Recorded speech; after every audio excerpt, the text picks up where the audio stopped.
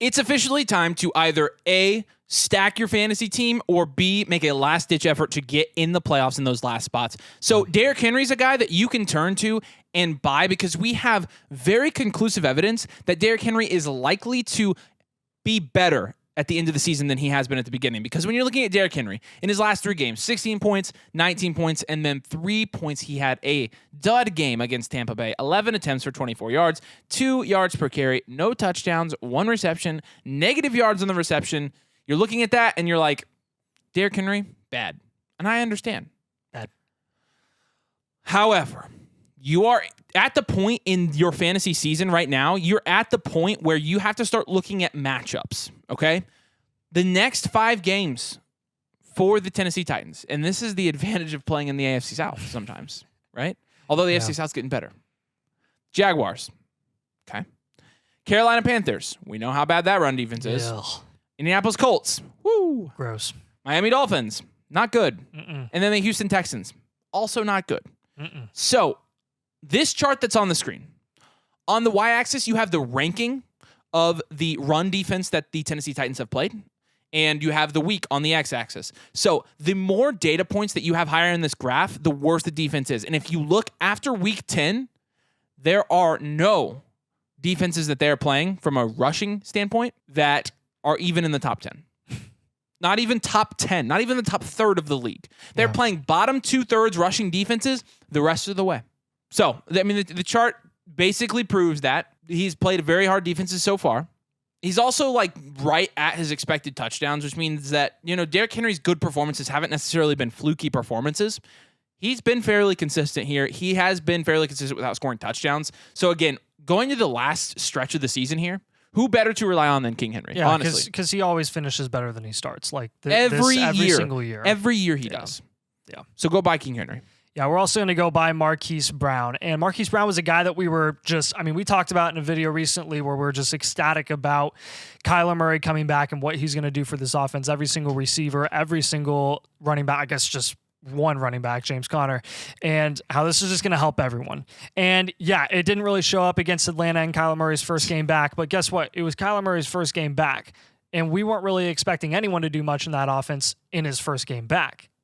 Trey McBride had a great game, but outside of that, it was kind of, you know. But what did happen is that James Conner got more efficient.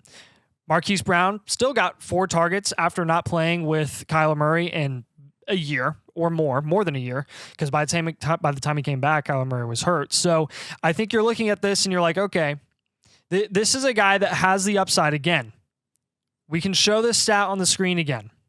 Marquise Brown's numbers in 2022 with Kyler Murray. Look at the first 6 weeks of the season.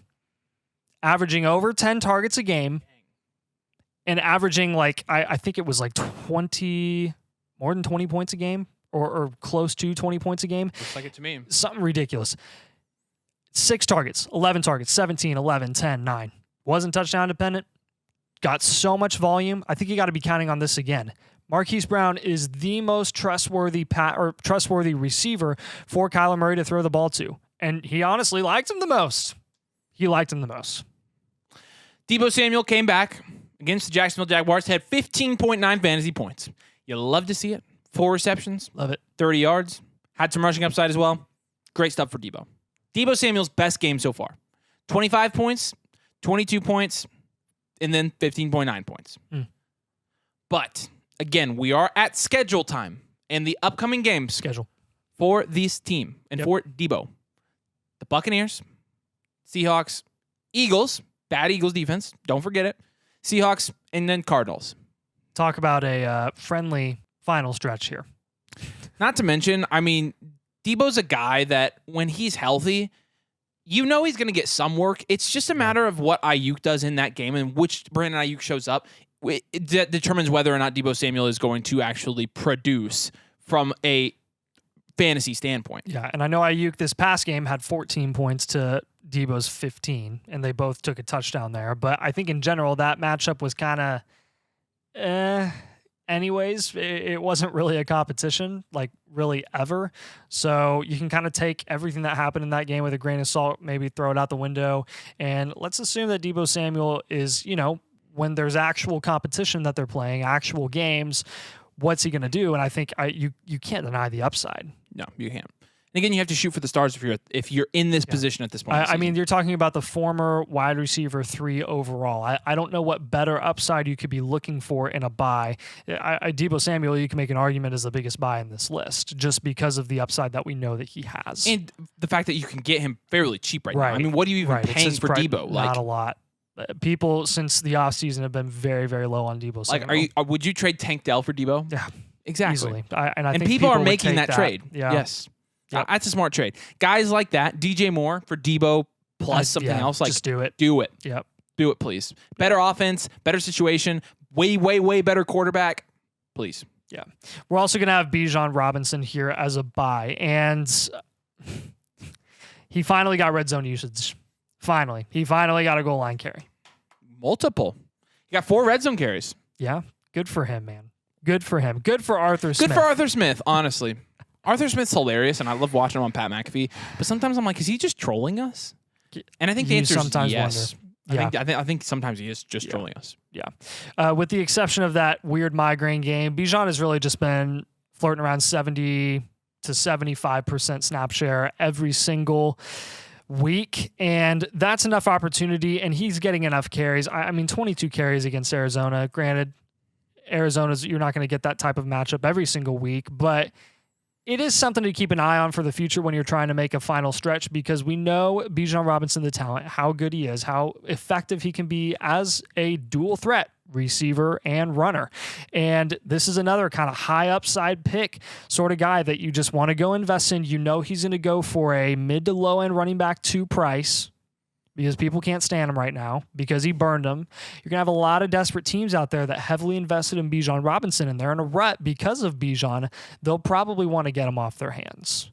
So we're just strongly recommending that you do that. You know, it's interesting. For as much as people complain about Bijan and his snap share, it's hovered around 70% for most of the season, which honestly, you see that from almost any other running back, and you're like, this is great. Mm-hmm.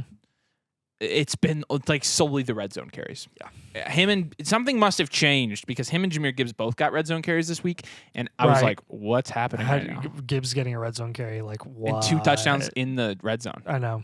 That's so weird. It is very weird. But I'm happy. Lamar's trying to dog on us right now in the comments too. People aren't. Yeah, no, they are. No, they aren't. Seriously, when's the last time we even brought it up? They remember. They're coming back, dude. Oh my god. It's been quite What a have few. they said?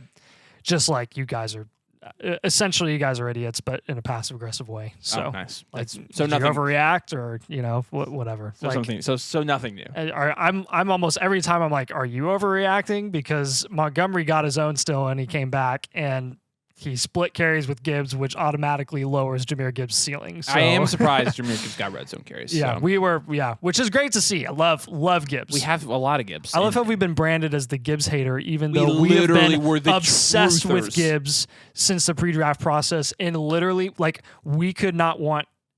I don't think I want any player outside of Anthony Richardson in the NFL to be successful like I want Gibbs to be. Because I love watching him play. We hate the Lions is the problem. Yeah. Lamar Jackson is going to be the next guy on this list. Lamar, in his last 4 games, 33 points against the Detroit Lions, which is good, and then 11 points, 15 points. So now people are looking at Lamar, and they're like, oh, yeah. And you're looking at Lamar Jackson's touchdown percentage.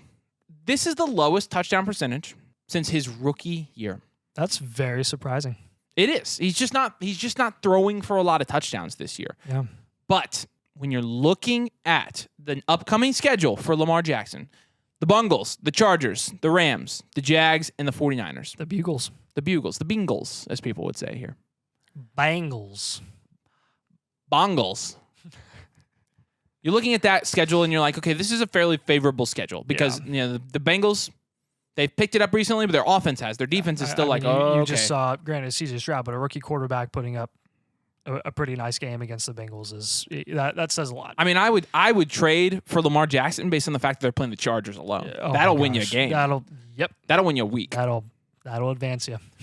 Lamar Jackson, his rushing touchdowns are about where you think they would be. So there's also that side of it, and we always knew going into this year he wasn't going to run for as much as he did, for example, during his MVP season. Yeah. Probably not going to return to that form. Yeah. However, with Lamar Jackson, we do know what he's capable of because he's shown us this season. So if you're in need of a quarterback, I think Lamar Jackson's a good one to go get. Yeah, the thing that's been the killer for you guys is Gus Edwards, Keaton Mitchell, and Justice Hill. I mean, anytime they're getting in the red zone, they're just feeding those guys, and their run offense is so good, and their run blocking is so solid that they don't even need to pass the ball once they get into the red zone. Yeah. And it's shown with all these touchdowns that Gus Edwards is getting, specifically Keaton Mitchell obviously showing out. All y'all Keaton Mitchell truthers, shout out. But it goes to show you, man, those touchdowns can still be volatile. And I think when you get into crunch time, especially towards the end of the season, you're going to need your best playmakers like Lamar Jackson to make plays in the red zone. I don't think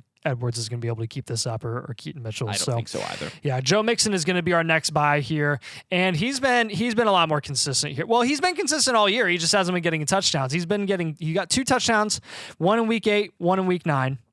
And in week 10, a third touchdown against Houston, which put him up to 12 points. It was not a great day for him overall because he didn't get a ton of receiving usage, but it wasn't a day where he completely screwed you. Overall, he's 7th in carries, 14th in targets, 5th in red zone touches. Look at that. 5th in red zone touches. That's what we care about. Fantasy points per game, 13.4. That's 19th. His expected fantasy points per game, a lot higher than that. And that would be because of the volatility of touchdowns, because he's gotten so much opportunity in the red zone and wasn't able to capitalize when Joe Burrow didn't have a leg and they couldn't block for Mixon. And he wasn't running as efficiently as he has been of recent. So he's very under-expected touchdown-wise, over 2.5 touchdowns under-expected. it's volatile. That is very volatile. So if you're trying to make a push again for the end of the season, Joe Mixon is a guy that you want to gun for because that offense is on the rise.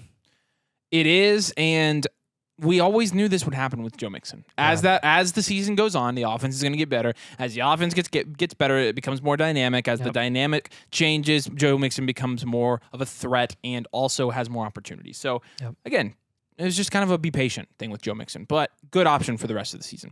All right, those are some buys to add to your fantasy team. Do us a huge favor, like and subscribe. If you haven't, please, we're trying to get to 5,000 subscribers. We appreciate you guys watching this video today. Thanks for joining us. We'll see you later.